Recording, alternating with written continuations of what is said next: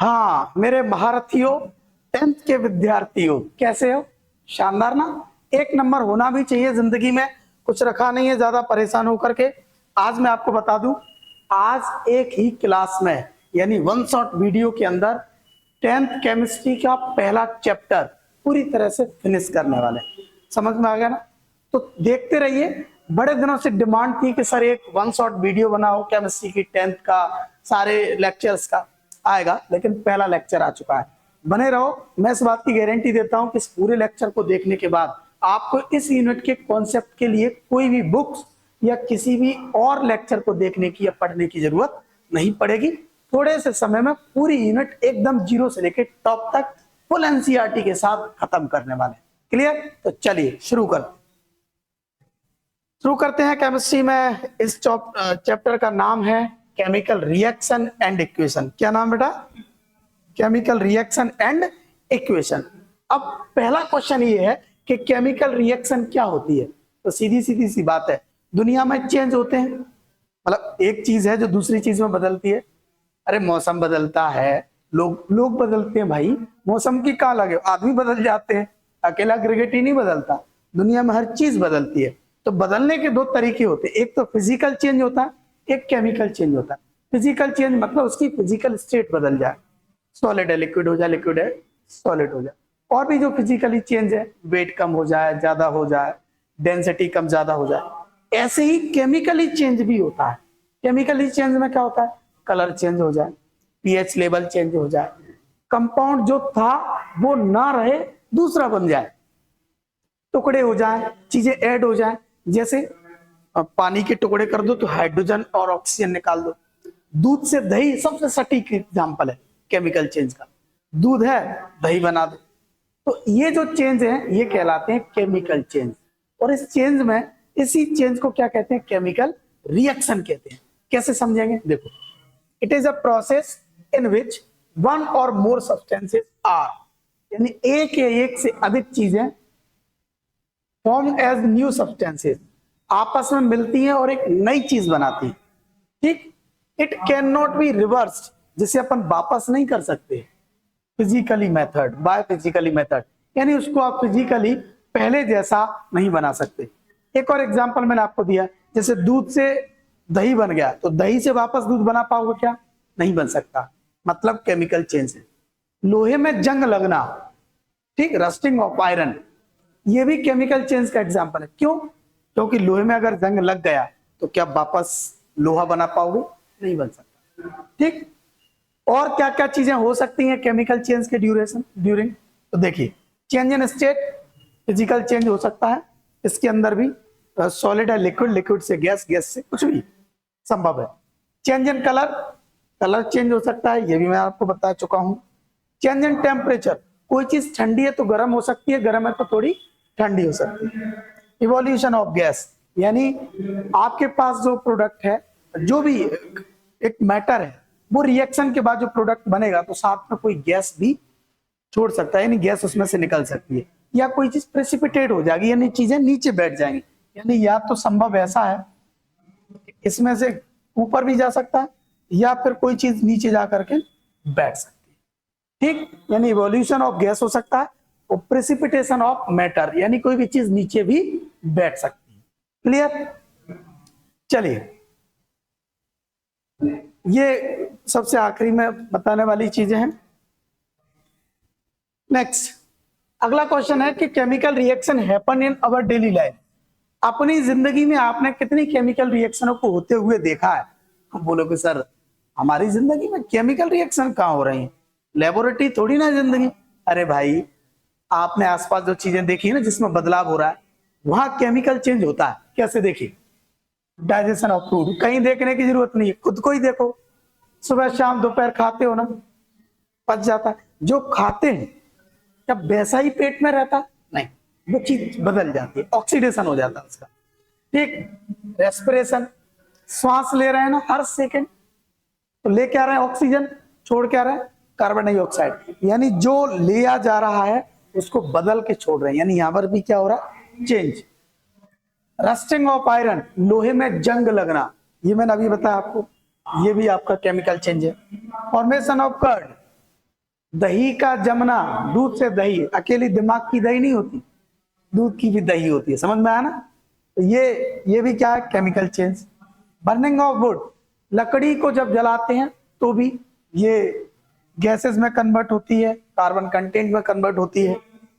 Burning of fuel, जितनी भी जैसे कैरोसिन है, डीजल है, पेट्रोल है, इन सबको अपन जलाते हैं पेट्रोल गाड़ियों में तो भी धुआं निकलता है, यानी वो भी चेंज हो रहा है केमिकली। ठीक, तो ये सारी चीजें हैं जो हम अपनी जिंदगी के आसपास मतलब चलते फिरते देख सकते हैं कि जहां पर क्या हो रहा है, केमिकल चेंज हो रहा है। ठीक है, चलिए नेक्स्ट। अब आपसे कहोगे सर केमिकल रिएक्शन हो रही है, उसमें दो चीजें हैं, एक है बेटा क्या रिएक्टेंट और एक क्या है प्रोडक्ट है। तो रिएक्टेंट और प्रोडक्ट क्या होता है, तो देखो रिएक्टेंट टू प्रोडक्ट, रिएक्टेंट हमेशा इस साइड होता है, प्रोडक्ट हमेशा इस साइड होता है। एरो ये बताता है कि ये चीज इस चीज में कन्वर्ट हो रही है। जैसे दूध से दही, दूध से दही में मतलब दूध क्या है यहाँ पर रिएक्टेंट है। रिएक्टेंट वो चीजें होती हैं जो रिएक्शन में पार्ट लेती है और प्रोडक्ट वो चीजें होती हैं जो रिएक्शन में बनती हैं। देखिए reactant substances which take part in chemical reaction, ऐसी चीजें जो केमिकल रिएक्शन में हिस्सा लेती हैं उन्हें कहते हैं रिएक्टेंट। वहीं पर क्या कहते हैं, the substances which are form during the chemical reaction, यानी केमिकल रिएक्शन के बीच में जो चीजें बन रही हैं उन्हें क्या कहते हैं, प्रोडक्ट कहते हैं। ठीक, उसके बाद देखो नीचे एक एग्जांपल दिया, magnesium react with oxygen to form magnesium oxide. तो इसकी जगह मैग्नीशियम क्या हो गया आपका, मैग्नीशियम और ऑक्सीजन दोनों क्या है, ये रिएक्टेंट है, मैग्नीशियम और ऑक्सीजन। और फॉर्म क्या हो रहा, मैग्नीशियम ऑक्साइड, यानी मैग्नीशियम ऑक्साइड क्या है बेटा, ये आपका प्रोडक्ट हो गया। ठीक, तो जो चीज रिएक्शन में हिस्सा ले, जो रिएक्शन करे वो रिएक्टेंट, और जो रिएक्शन में बने, जो फॉर्म हो वो प्रोडक्ट। गॉट इट, शानदार, बने रहो। नेक्स्ट, अब आता है केमिकल रिएक्शन के बाद में केमिकल इक्वेशन क्या है। केमिकल रिएक्शन के बाद में क्या है बेटा, इक्वेशन क्या है। इक्वेशन का सीधा सीधा मतलब होता है जिसमें इक्वल इक्वल, जो जितना इधर है वो उतना उधर है। अब रिएक्टेंट गिव आउट क्या पढ़ा बेटा, प्रोडक्ट, ये हमने अभी पढ़ा। तो रिएक्टेंट जो चीजें होती हैं तो उनको क्या कॉपी पर जब लिखेंगे तो कितना बड़ा बड़ा लिखेंगे, कि मैग्नीशियम को पूरा मैग्नीशियम लिखो प्लस ऑक्सीजन को पूरा ऑक्सीजन लिखो। भाई छोटा लिखना है, रिप्रेजेंटेशन लिखना है, तो क्या करेंगे उसको, उसके रिप्रेजेंटेशन के लिए हमें करना पड़ेगा उनका सिंबॉलिक रिप्रेजेंटेशन, यानी उनके सिंबल उसकी जगह पर यूज करेंगे। कैसे, देखो chemical reaction can be represented by chemical equation, it involves use the symbol of substances, यानी केमिकल रिएक्शन को केमिकल इक्वेशन की तरह यूज कर सकते हैं अगर रिएक्टेंट और प्रोडक्ट के अपन क्या यूज कर लें, सिंबल्स कर लें of reactant and product, it's mention of their physical state, और उनकी फिजिकल स्टेट उनके साइड में मेंशन कर दो। कैसे, अगर कोई चीज सॉलिड है तो एस लिख दो, लिक्विड है तो एल लिख दो, गैस है तो जी लिख दो, और एक्वा सॉल्यूशन में है तो एक्यू लिख दो। ठीक, एग्जांपल से समझ में आया। ये पूरी की पूरी लाइन है, देखो मैग्नीशियम बर्न इन ऑक्सीजन गिव्स मैग्नीशियम ऑक्साइड, ये हमने उधर भी लिखा। तो ये पूरी की पूरी लाइन को लिखने से बेहतर है एक छोटा सा सिंबॉलिक रिप्रेजेंटेशन लिख सकते हैं। क्या, मैग्नीशियम जला रहे हैं तो मैग्नीशियम की जगह Mg ले लो, कैसा होता है सॉलिड तो S लगा दो। ठीक, किसमें जला रहे हैं, ऑक्सीजन में, तो O2 लिख लो। O2 क्या होती है, गैस, गिव आउट क्या बन रहा है, मैग्नीशियम ऑक्साइड फॉर्म हो रहा है, जो चीज फॉर्म हो रही है उसे इधर मैग्नीशियम ऑक्साइड कैसा होगा, सॉलिड। तो आप देखिए जो स्टेटमेंट एक 1.5 लाइन का था उसे हमने जरा सी जगह पर खत्म कर दिया है। तो ये जरा सी जगह में खत्म करना, शॉर्ट फॉर्म में रिप्रेजेंट करना, ये चीज कहलाती है केमिकल इक्वेशन। क्या कहलाती है, केमिकल इक्वेशन। समझ में आया। तो केमिकल रिएक्शन मतलब दो मैटर आपस में रिएक्ट करते हैं, एक नया मैटर बना सकते हैं। इक्वेशन उसी ही चेंज को, जो केमिकली चेंज हो रहा है उसे अपन कैसे रिप्रेजेंट कर दें, सिंबॉलिक रिप्रेजेंट कर दें अगर अपन, तो वो हो जाएगा केमिकल इक्वेशन। क्लियर, चलिए next. Need of balancing a chemical equation. Balancing chemical equation की जरूरत क्यों पड़ती है? लोग बात कहते हैं कि केमिकल रिएक्शन को बैलेंस होना चाहिए, होना भी चाहिए। अगर आपसे कोई ये पूछे कि H2 plus O2 give out H2O, तो क्या ये इक्वेशन अभी सही है, कंप्लीट है? तो आंसर आएगा ये अभी कंप्लीट नहीं है। क्यों कंप्लीट नहीं है? क्योंकि इसमें देखो हाइड्रोजन कितने हैं, 2, इधर भी हाइड्रोजन कितने हैं, 2, इधर ऑक्सीजन कितने हैं, 2, इधर ऑक्सीजन कितना है, 1। तो क्या ये दो चीज एक में कन्वर्ट हो सकती है? नहीं। क्यों? क्योंकि एक लॉ होता है, law of conservation of mass. वो ये कहता है कि दुनिया में कोई भी चीज ना खत्म हो सकती है ना कभी क्रिएट हो सकती है। मतलब देखो, state that matter can neither be created और नॉट डिस्ट्रॉयड।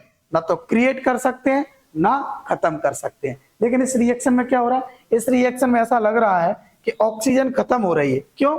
क्योंकि यहां पर कितनी है, 2 है, और यहां पर कितनी है, 1। तो क्वेश्चन आता है कि 1 कहां गई? कहीं जा सकती है क्या? नहीं।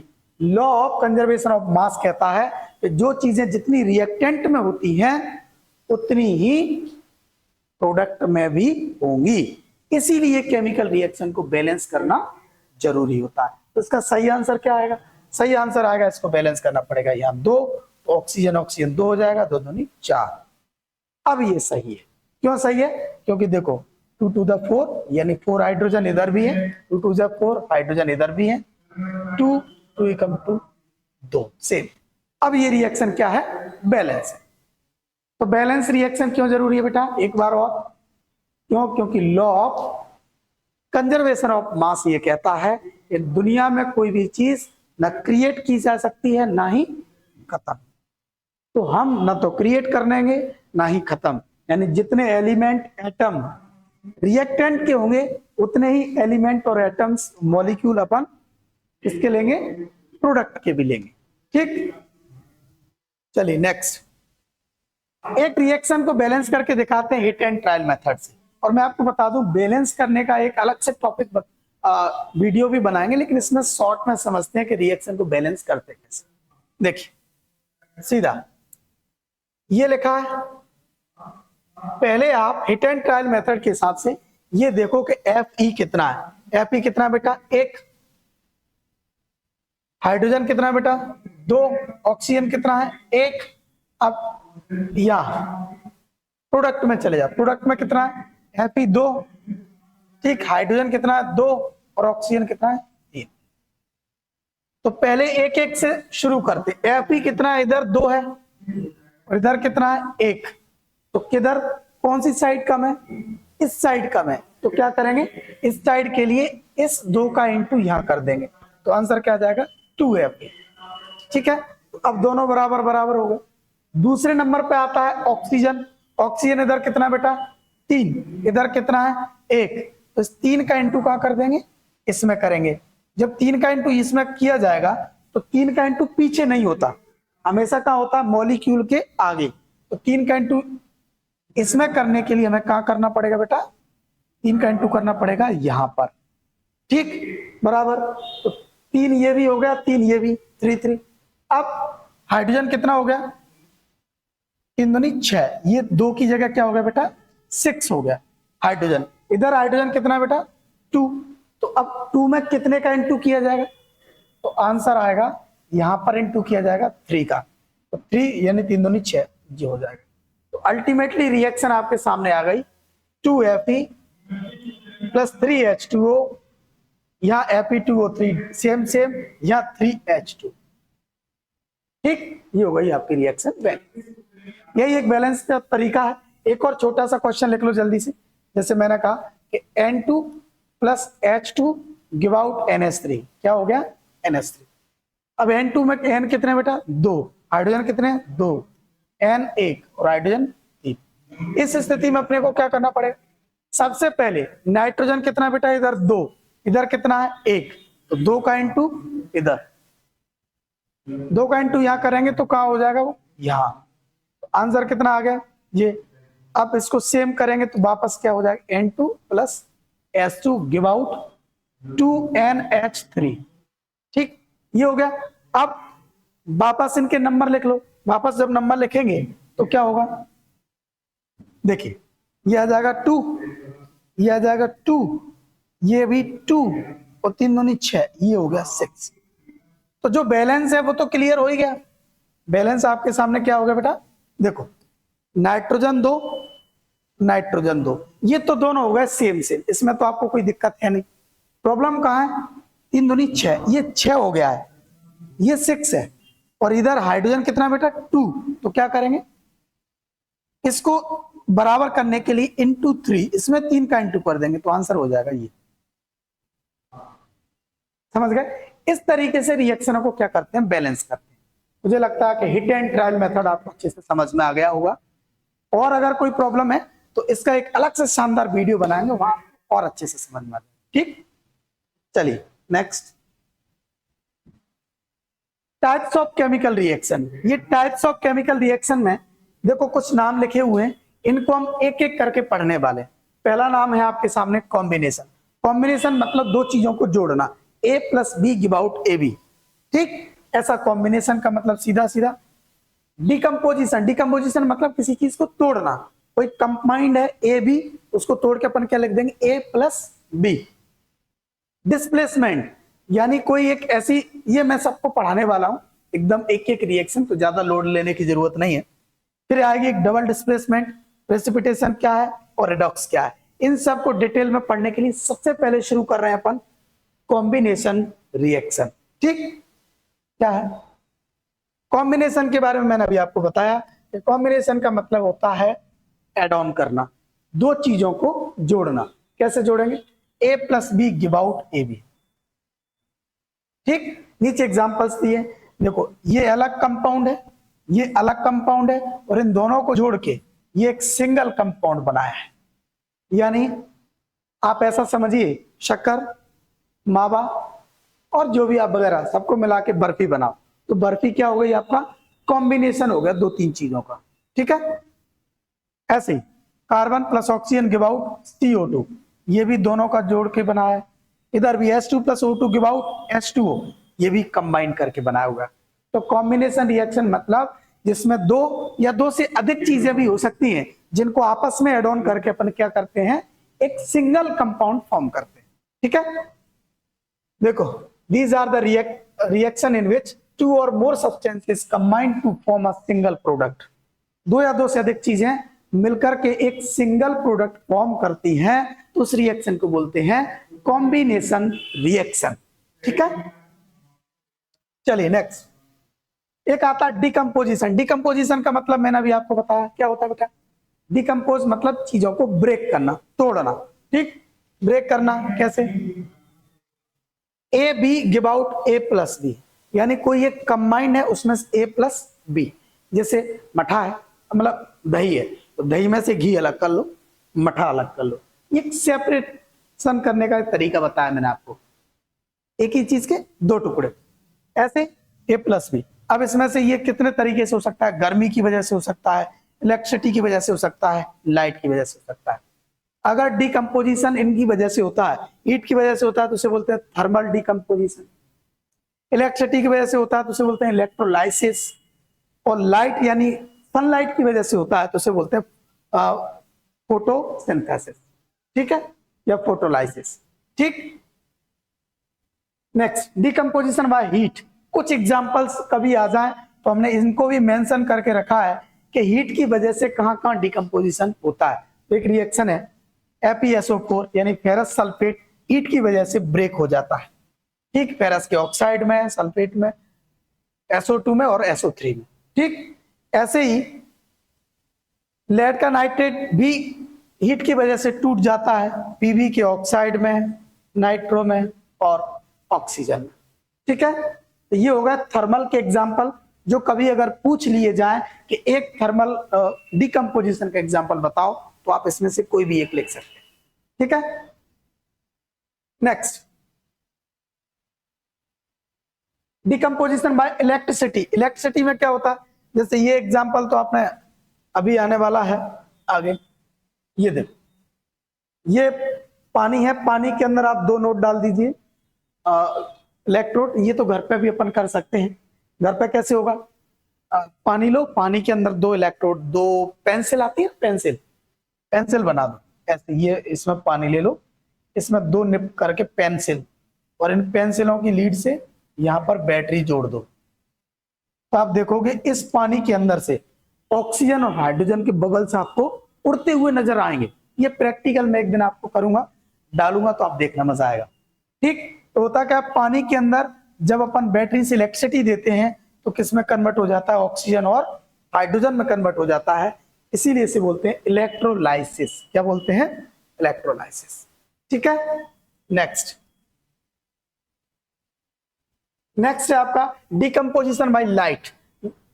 फोटोलाइसिस यानी जो सनलाइट होती है उसकी वजह से भी डिकम्पोजिशन होता है। उसके एग्जांपल उसके भी आपके सामने हैं। AgCl को ब्रेक कर सकते हैं सिल्वर और क्लोरीन में, सेम।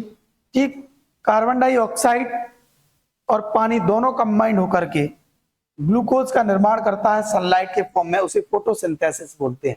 फोटोसिंथेसिस एक अलग टॉपिक है, लेकिन चूंकि वो लाइट की वजह से होता है वो यहां पर मेंशन किया गया। ठीक, ये वही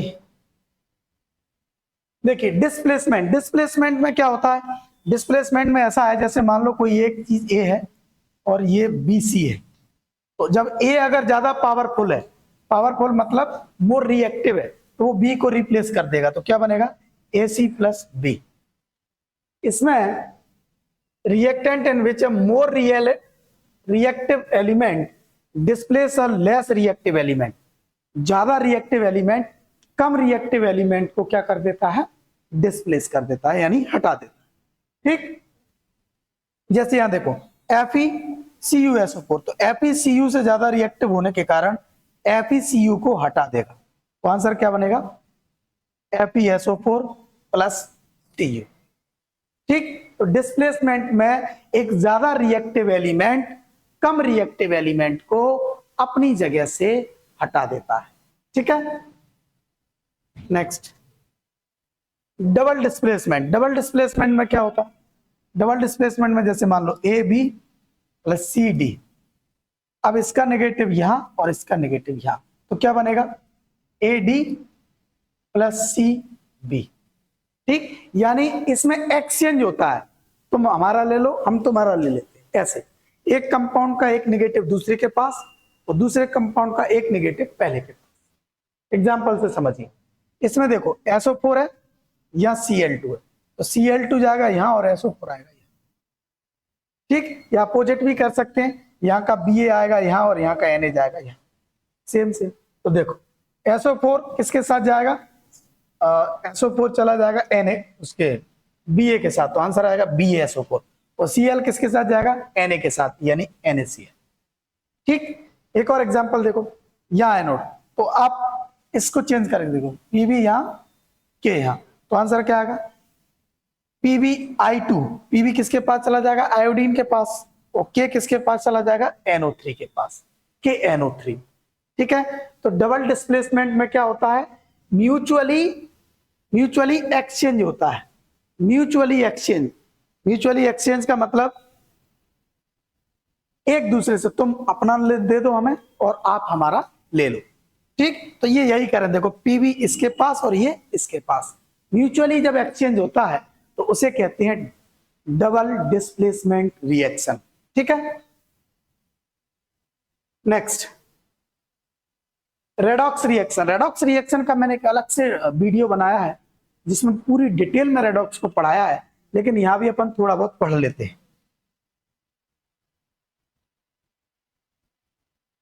अच्छे से। देखिए रेडॉक्स, 2 वर्ड हैं, रेड धन ऑक्स। क्या है? रेडॉक्स। तो रेड का मतलब होता है बेटा रिडक्शन, और ऑक्स का मतलब होता है ऑक्सीडेशन। तो सीधी सीधी सी बात, एक ऐसी रिएक्शन जिसमें रिडक्शन और ऑक्सीडेशन दोनों एक साथ हो रहे हो उसे कहते हैं रेडॉक्स रिएक्शन। देखो क्या लिखा है, reaction in which oxidation and reduction together takes place, यानी दोनों साथ में एक ही रिएक्शन में हो रहे होंगे तो उस रिएक्शन का नाम होगा रेडॉक्स रिएक्शन। ठीक है, ऑक्सीडेशन क्या होता है? ऑक्सीडेशन होता है एडिशन ऑफ ऑक्सीजन, जब ऑक्सीजन को जोड़ते हैं तो अपन कहते हैं ऑक्सीडेशन, और ऑक्सीजन को हटाएंगे तो रिडक्शन। देखो रिमूवल ऑफ ऑक्सीजन क्या हो जाएगा, रिडक्शन। एक और डेफिनेशन बनती है एडिशन ऑफ हाइड्रोजन, जब हाइड्रोजन को अपन जोड़ते हैं तो उसको बोलते हैं रिडक्शन, और जब हाइड्रोजन को हटाते हैं तो उसे बोलते हैं ऑक्सीडेशन। क्लियर? तो ऑक्सीजन जोड़ेंगे तो ऑक्सीडेशन, ऑक्सीजन हटाएंगे तो रिडक्शन, हाइड्रोजन जोड़ेंगे तो रिडक्शन, और हाइड्रोजन हटाएंगे तो ऑक्सीडेशन। क्लियर? चलिए नेक्स्ट, ऑक्सीडेशन इन डेली लाइफ। अपनी जिंदगी में अपन ने कहां कहां पर ऑक्सीडेशन को देखा है? तो लोहे में जंग लगना देखी आप सभी ने, रस्टिंग ऑफ आयरन, उसे बोलते हैं कोरोजन। यानी दुनिया में कोई पर भी कोई चीज ऑक्साइड में कन्वर्ट हो रही है मेटल के में, ठीक, तो वो होता है कोरोजन यानी जंग लगना। एग्जाम्पल आयरन में हो, सिल्वर में हो, कॉपर में हो, कहीं पर भी। आयरन का एग्जाम्पल अपन ने सबने देखा हुआ है, हाइड्रेटेड फेरिक ऑक्साइड में बदल जाता है, जिसे बोलते हैं रस्ट, रस्टिंग ऑफ आयरन। ठीक, ये मेटल एनवायरमेंट के साथ मिलकर के कुछ कंडीशंस में क्या हो जाता है, डिस्ट्रक्शन यानी बेकार हो जाता है, किसी काम के लायक नहीं बचता, उसे कहा जाता है कोरोजन। ठीक, अनवांटेड प्रोडक्ट बना लेता है ऑक्साइड्स। रेंसिडिटी का मतलब इसे बोलते हैं सड़ना। अपने घरों में कोई खाना रखा है, ऑयल रखा है, अचार रखा है, सड़ गया, उसमें से गंदी गंदी बदबू आने लगती है ना, फंगस टाइप का हो जाता है, वो होता है रेंसिडिटी। यानी देखो ऑक्सीडेशन ऑफ फैट्स, ऑयल, जहां पर भी बसा है फैट्स है, ऑयल है, वो एक्सपोज हो रहा है एयर में, और उसे देखा जाए बैड स्मेल देने लगता है, और टेस्ट में भी कैसा हो जाता है, गंदा हो जाता है, खाने के लायक नहीं बचता। तो उस कंडीशन को बोलते हैं क्या, रेंसिडिटी। ठीक, चलिए नेक्स्ट। उसके बाद एक्सोथर्मिक और एंडोथर्मिक। देखिए एक्सोथर्मिक सीधी सीधी सी बात है कि जब रिएक्शन हो रही है और उस रिएक्शन में से यदि हीट निकल रही है, जैसे A give out B plus heat, अगर रिएक्शन में हीट निकल रही है तो वो होगी एक्सोथर्मिक। अगर ऐसा है A plus heat give out B तो ये होगी एंडोथर्मिक। मतलब जब हीट यूज होती है तो अपन बोलते हैं एंडोथर्मिक, और जब हीट रिएक्शन के बाद निकलती है तो उसे बोलते हैं एक्सोथर्मिक। अभी चूना देखा है? बोले सर हमने खूब लगाया है, लोगों को लगाते रहते हैं। नहीं, वो नहीं। चूना मतलब चूना पुताई वाला, आप उसको पानी में डालिए सूखे को, थोड़ी देर बाद देखेंगे पानी गर्म जो हो जाता है, उबलने लगता है, कलई, समझ सकते? तो उस रिएक्शन में क्या हो रहा, हीट निकल रही है, यानी एक्सोथर्मिक। देखिए C plus O2 give out CO2 heat. ठीक, मीथेन प्लस गिव आउट ये हीट, इसके साथ में भी हीट निकलेगी प्लस हीट। ठीक, ये एनर्जी। तो इधर साइड जब भी चीजें निकलेंगी वो होगा एक्सोथर्मिक, और अपोजिट अगर हीट मान लो यूज हो रही है, जैसे ये हीट यूज हो रही है प्लस इसकी जरूरत इसको है, ये यहां नहीं निकल रही, ये यहां जरूरत पड़ रही, इसकी जरूरत कहां पर है, यहां पर है। तो जब रिएक्टेंट को हीट की जरूरत पड़े तो उसे बोलेंगे एंडोथर्मिक, और जब प्रोडक्ट के साथ हीट निकले तो उसे बोलेंगे एक्सोथर्मिक। ठीक, तो मुझे लगता है कि ये आपकी पूरी की पूरी यूनिट मैंने अच्छे से समझा दिया है, एक शानदार तरीके से, एक एक कॉन्सेप्ट के साथ। आपको अच्छा लगा होगा, और अच्छा लगा हो तो दोस्तों को शेयर करो। ऐसे ही ढेर सारे वीडियोस 8, 9, 10, 11, 12 सभी बोर्ड एग्जाम्स के अच्छे से अच्छे लेवल तक आपको पहुंचाने वाले हैं। तो जुड़े रहो और ज्यादा से ज्यादा लोगों को जोड़ो, मस्त रहो, बिंदास रहो, और हाँ लाइक कमेंट शेयर थोड़ा सा बनता है यार, इतना तो ना, मस्त।